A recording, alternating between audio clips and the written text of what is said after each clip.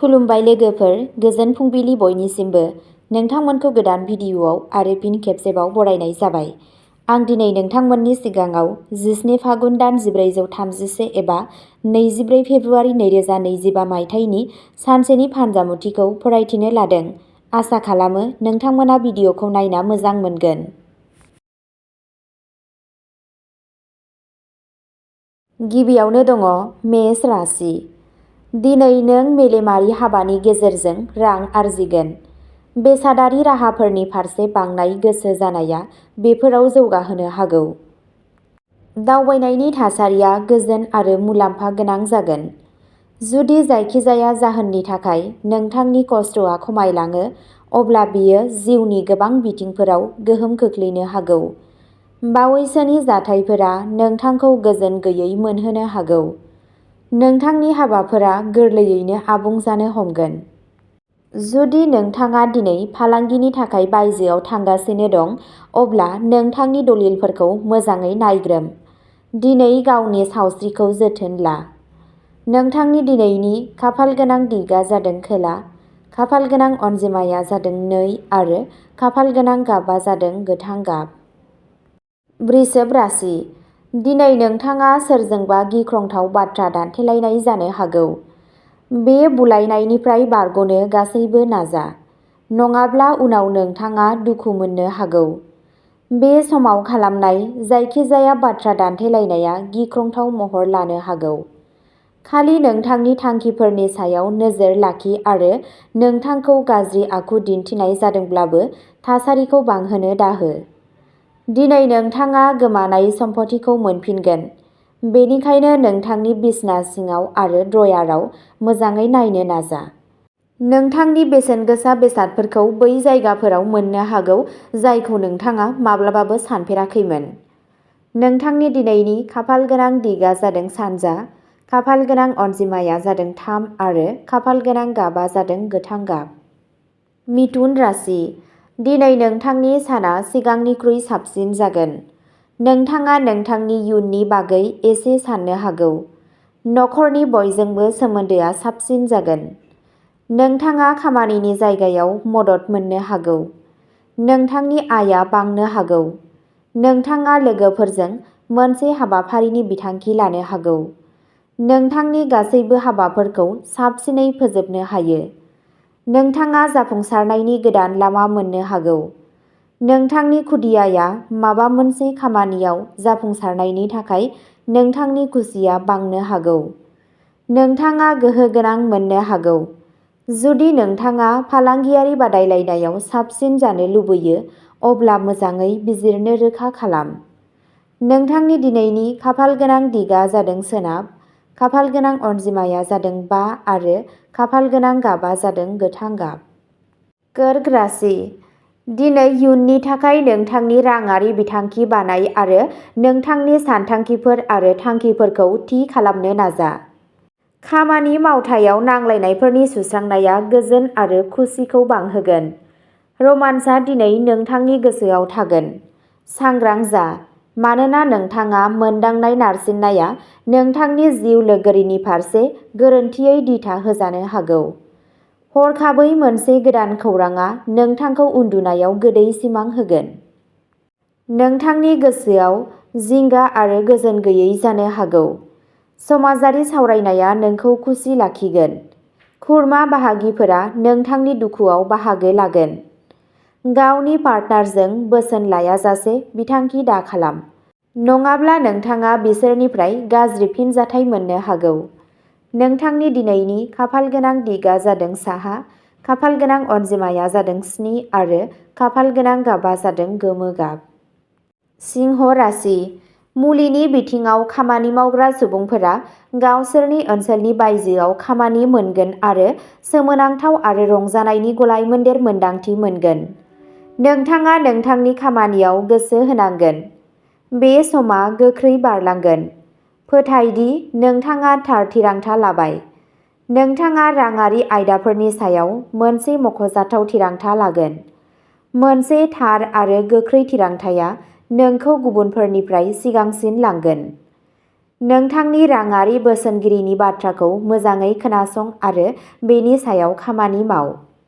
जुदि नोंथाङा स्टक मार्केटआव रां थिसननो सानदोंब्ला दिनैनि साना जागायजेननो थाखाय मोनसे मोजां सान।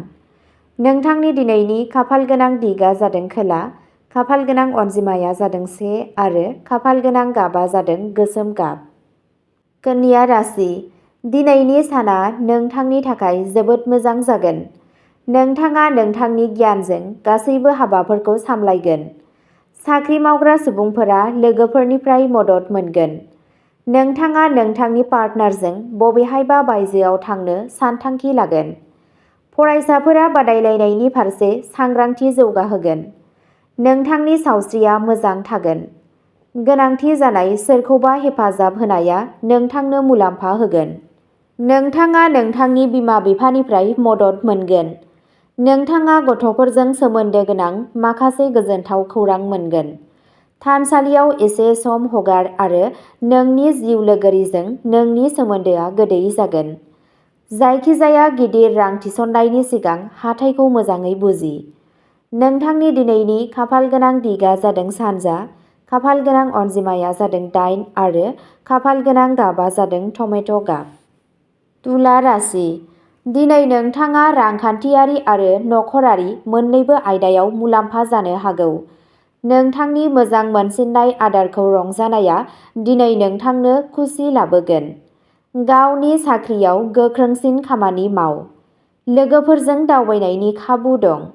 नोंथांनि खामानियाव सांग्रां दाजा, मानोना बेयो खहा जानो हागौ। नोंथांनि साना जोबोद मोजां जागोन होनना साननाय जादों। दिनै नोंथाङा लोगोफोर एबा नखरजों मोनसे दावबायारि थावनियाव थांनानै रंजानो हागोन। लोगोफोरजों बायजोआव थांनाया नोंथांखौ रंजानाय लाबोगोन। गावनि जिउ लोगोरिजों अननाय जा। आर्गुमेन्ट्सनिफ्राय गोजानाव था। रमान्टिक सोमोन्दोआव जेंना जानो हागौ। नोंथांनि दिनैनि खाफालगोनां दिगआ जादों सोनाब, खाफालगोनां अनजिमाया जादों 4 आरो खाफालगोनां गाबआ जादों गोथां गाब। वृश्चिक राशि, दिनै नोंथाङा जिउ राहायारि जाफुंसार जानो हागोन। बेयो नोंथांखौ गोग्गानाय आरो थुलुंगानायजों बुंफबगोन। बे दावगानायखौ खालामनानै नोंथाङा हमदांनो हागोन दि नोंथाङा थि समाव थार आगान लादोंमोन आरो जेब्ला नोंथांनि खामानिनि बाथ्रा फैयो अब्ला नोंथाङा रावखौबो गिया। दिनै नोंथाङा दावबायनायाव आरो सोरबा आंगोनो अनथोब होनायाव रां बाहायनो गोनां जानो हागौ। बे खरसाफोरा माब्लाबा-माब्लाबा नोंथांनि गोसोनि बेरेखायै जायो आरो नोंथाङा बेनि बागै जिंगा सिरो। नों जेसेबां हायो एसेबां खर्सा खालाम। मोनसे अनथोब हो, जाय नोंथां आरो बान्था मोनगिरि सानैनिबो थाखाय गोजोननाय लाबोयो। बे ओरैबायदि मोनसे सम जेब्ला नोंथाङा बांद्राय खर्सा खालामनायाव गोग्गानो हायो।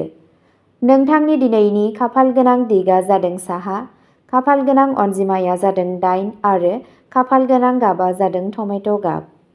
धनु राशि, दिनै मावख'गिरिफोरा नोंथांखौ बाख्नायगोन। फरायसाफोरा मोनसे बादायलु आनजादआव मोजाङै नम्बर मोनगोन। नोंथाङा मोनसे गोमोथाव जुलि जानाय जिउखौ मोनदांगोन। समाजाव नोंथांनि मान-सन्मानआ बांगोन। फालांगियारि आयदायाव गुबुनफोरजों नेटवर्किं खालामनाया मुलाम्फा गोनां जागोन। मानसिफ्रा नोंथांनि आखुजों गोजोनगोन। दिनै नोंथाङा बाख्नायजागोन। गोदान सानस्रिफोरा नोंथांनि गोसोआव फैगोन। बबेबा मोनसे थि आयदायाव नोंथांनि नोजोरथिया सोलायनो हागौ। बेजों लोगोसे नोंथाङाबो बेयाव जाफुंसारगोन। नोंथांनि दिनैनि खाफालगोनां दिगआ जादों सोनाब, खाफालगोनां अनजिमाया जादों 9 आरो खाफालगोनां गाबआ जादों खमला गाब। मकर राशि, दिनै नोंथाङा मोजां खौरां मोनगोन। उफ्रा मुलाम्फानि थाखाय फुंआव ब्याम खालाम। नोंथांनि जिउ लोगोरिया नोंथाङा माबा मोनसे मावनायनि थाखाय जोबोद गोसो बायगोन। थेवब्लाबो गावनि जिउनि गासैबो जेंनाफोरखौ नेवसिनानैब्लाबो नोंनि जिउ लोगोरिया नोंथांजों गसंफागोन। जिउ राहायारि आयदायाव गोजौ मावख'गिरिफोरनि अननायजों नोंथांनि दावगानायनि लामाया गोरलै जागोन। फालांगियाव आय बांनाय आरो मोनफिन्नायनि जाथावनाबो दं। नोंथाङा नोंथांनि बिफा आरो गेदेरफोरनि बोरजों मुलाम्फा जागोन। बेयो रमान्सनि थाखाय मोनसे मोजां सान। नोंथाङा नखरनि बिबानफोरखौ मावफुंनांगोन। नोंथांनि दिनैनि खाफालगोनां दिगा जादों सानजा, खाफालगोनां अनजिमाया जादों 7 आरो खाफालगोनां गाबा जादों गोमो गाब। कुम्भ राशि, दिनै नोंथाङा जिउ राहायारि जाफुंसार जानो हागोन। बेयो नोंथांखौ गोग्गानाय आरो थुलुंगानायजों बुंफबगोन। बे दावगानायखौ मोनफुंनायजों, नोंथाङा हमदांनो हागोन दि नोंथाङा थि समाव थार आगान लादोंमोन आरो जेब्ला नोंथांनि खामानिनि बाथ्रा फैयो अब्ला नोंथाङा रावखौबो गिया। दिनै नोंथाङा दावबायनायाव आरो सोरबा आंगोनो अनथोब होनायाव रां बाहायनो गोनां जानो हागौ। बे खर्साफोरा माब्लाबा-माब्लाबा नोंथांनि गोसोनि बेरेखायै जायो आरो नोंथाङा बेनि बागैबो जिंगा सियो। नों जेसेबां हायो एसेबां खर्सा खालाम। मोनसे अनथोब हो जाय नोंथां आरो बान्था मोनगिरि सानैनिबो थाखाय गोजोननाय लाबोयो। बे ओरैबायदि मोनसे सम जेब्ला नोंथाङा बांद्राय खर्सा खालामनायाव गोग्गानो हायो। नोंथांनि दिनैनि खाफालगोनां दिगा जादों खोला, खाफालगोनां अनजिमाया जादों 3 आरो खाफालगोनां गाबा जादों गोमो गाब। मीन राशि, दिनैनि साना नोंथांनि थाखाय मोनसे मोजां सान जागोन। नखरनि सोद्रोमाफोरनि बोसोनआ नोंथांनि थाखाय गोनांथार जागोन। नोंथाङा बिसोरखौ मोनफ्रोमबो जाथावना लामाजोंबो मदद खालामगोन। नोंथांनि देहायारि सुबिदाफोरा बांगोन। दिनैनि साना गोदान फालांगिफोरनि थाखाय साबसिन। नोंथाङा माबा मोनसे गोदान नाजानो हागौ। नोंथाङा गोनांथार आयदाफोराव सुबुंफोरजों रायज्लायनो खाबु मोननो हागौ। नोंथाङा बेनि आबुं मुलाम्फा लानांगौ। नोंथाङा नोंथांनि रुटिनआव माखासे सोलायनांगौ जानो हागौ। नोंथाङा साख्रिनि थाखाय आरजाथाव खाबुफोर मोननो हागौ। साननि सिगां बाहागोआव मोनसे मख'जाथाव गोरोबथा एबा खामानिया नोंथांनि लामायाव फैनो हागौ। नोंथांनि दिनैनि खाफालगोनां दिगा जादों साहा, खाफालगोनां अनजिमाया जादों 5 आरो खाफालगोनां गाबा जादों गोथां गाब।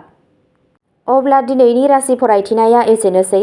नोंथांमोनहा बेबादिनो सानफ्रोमबोनि फानजामुथिखौ मिथिनो थाखाय चेनेलखौ साबस्क्राइब खालामनानै लादो आरो भिडिअखौ मोजां मोनदोंब्ला अन्नानै लाइक, शेयार आरो कमेन्टबो खालामनानै होलांब्लानो जाबाय। गोजोन्थों।